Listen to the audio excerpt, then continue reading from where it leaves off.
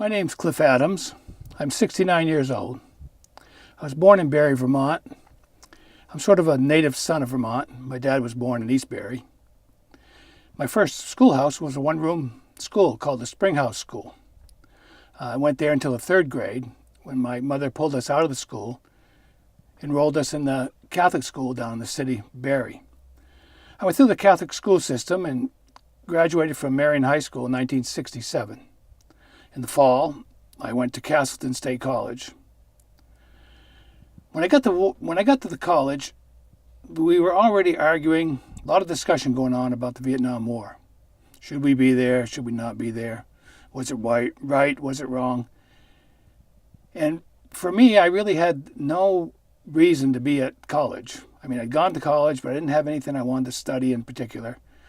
I didn't really know why I was there. And as a result of this, I decided around Thanksgiving that I was going to leave school and join the military. So I went home for the Thanksgiving break and didn't return to school. In January of 1968, I joined the United States Marine Corps. I went through the training at Parris Island and advanced training at Camp Lejeune, North Carolina. I got trained as a mortar man, 81 millimeter mortars. On July 17, 1968, I arrived in Da Nang, South Vietnam, to begin my tour of duty. I spent my time in Vietnam mostly in the jungle, and while I had malaria a couple of times, I really did not see what most people think of when they think of war. They think of blood and the blood and guts thing that you see in the movies and stuff. Any of my wounds came without blood. We were in the jungle, but we were just far enough away that we weren't exposed firsthand. After my tour, I came home, got out of the Marine Corps in 1969. And Vietnam, like so many people, it went right in a box, and I never thought about it. Never thought about it for 25 years. And then I went back to college to finish my degree. And one of my studies was going to just be about Vietnam, and when I opened the door to it, the magnitude of what it was for me then sort of tumbled out of the closet. Now, the thing I want to talk about is that when I was in Vietnam, I didn't really know why we were there. I didn't really know what Vietnam was about. I know there's a current show on PBS that's dealing in depth with Vietnam, and hopes to, I think, maybe explain some of the reasons why we were there and what happened. But I still don't know why we were in Vietnam.